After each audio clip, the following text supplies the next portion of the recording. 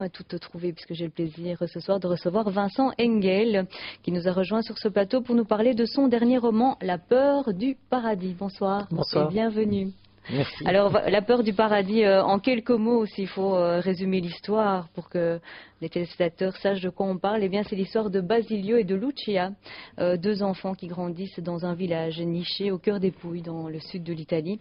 Elle n'a pas de parents, et donc elle est différente des villageois, solitaires, sauvages. Elle n'est heureuse que dans la forêt, au milieu des arbres et des animaux. Basilio, lui, est son seul ami. Il vient de perdre son père et devient un pêcheur, comme la plupart des hommes du village. Et puis le destin va les séparer. Basilio n'aura de cesse de la retrouver. Les forces maléfiques qui se liguent contre eux sont à la fois l'Église et le pouvoir du fascisme. C'est le fascisme naissant à cette époque-là en Italie. On est après la Première Guerre mondiale. Alors Vincent Engel, le théâtre de votre roman, c'est encore une fois l'Italie. Oui. Cette fois, Oui. vous nous emmenez tout à fait dans le sud de l'Italie, dans la région des Pouilles, un village que vous avez inventé, le village de San Nidro, que vous nous décrivez comme le village perdu de San Nidro, complètement oublié du pouvoir. Encore à notre époque, c'est comme ça que vous percevez cette région? C'est une région pauvre, un peu laissée de côté par l'Italie? Ce n'est plus tout à fait vrai parce que les Pouilles sont en train de devenir un endroit très prisé par les Romains et par les touristes, je veux dire, un peu branchés de nos pays, parce que c'est une région qui n'a pas encore été trop investie par le tourisme de masse ou même le tourisme tel qu'on le trouve en Toscane. Mais c'est vraiment, quand on va dans les Pouilles aujourd'hui, on retrouve l'Italie qu'on a pu connaître du côté de Rome ou plus au nord il y a 25 ans. Donc c'est-à-dire qu'il y a beaucoup d'efforts qui sont faits, il y a énormément de restaurations qui ont été menées, mais c'est encore très rural, c'est encore très pauvre, c'est toujours très pauvre, même si c'est une région qui s'en sort plutôt bien, parce que ils ont par exemple une énorme production d'olives. Ce sont les premiers producteurs d'olives de toute l'Italie, c'est pas rien.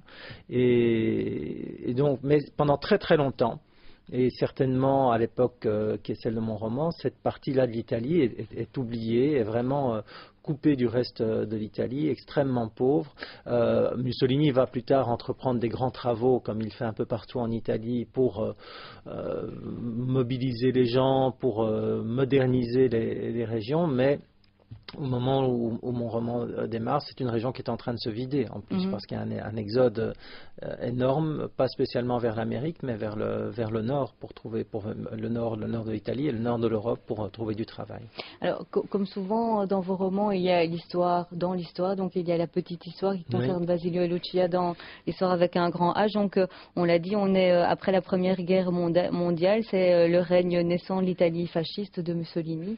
Et donc, au-delà donc de l'histoire déchirante de Lucia et de Basilio, il y a les affres du fascisme là derrière, et Basilio qui est un personnage qui malgré lui finalement va se retrouver enrôlé dans les chemises noires. Alors c'est important pour vous toujours de cette thématique, je dirais, du fascisme, des extrémismes. Il y a un autre personnage qui est aussi enrôlé dans les chemises noires et qui lui, malgré qu'il voit les atrocités commises par Mussolini, il n'arrive pas à s'en sortir. Oui, mais d'abord c'est vrai que je suis extrêmement intéressé par cette période de l'histoire. Je trouve que le fascisme est un trou noir de notre histoire, mais qui reste, comme tous les trous noirs dans l'espace, extrêmement attractif, et qu'il n'est pas fini. Le fascisme n'est pas mort, et au contraire, on assiste plutôt à sa renaissance, et il revient sous une autre forme, parce que les choses ont changé malgré tout, et heureusement l'Europe est là pour nous protéger de certaines dérives, mais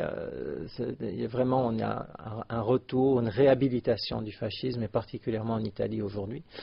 Et c'est un phénomène politique qui est extrêmement complexe parce que c'est très fascinant, ça a attiré énormément de monde. Et puis une fois que le régime est mis en place, il est impossible d'y échapper. Tous les Italiens, d'une manière ou d'une autre, s'ils veulent vivre, s'ils veulent travailler, s'ils veulent gagner leur vie, sont obligés de rentrer dans le système mis en place par le fascisme. Et donc Basilio, lui, va s'y trouver aspiré comme tous les jeunes. Lui va détester ça et va tout faire pour s'en échapper, mais d'autres comme Francesco, son ami, lui ne parvient pas, n'a pas la force, n'a pas le courage de s'en sortir, et donc reste dedans, ces bourreaux volontaires ou involontaires qui fait que ce genre de régime peut fonctionner. On n'a malheureusement plus beaucoup le temps d'en parler. La seule chose que je peux en tout cas dire à nos téléspectateurs, c'est que La peur du paradis est sortie aux éditions J.C. Lattès et que vraiment je vous le recommande absolument parce qu'il est tout à fait passionnant. Merci Vincent Engel, c'est toujours un plaisir de vous recevoir et de vous lire aussi.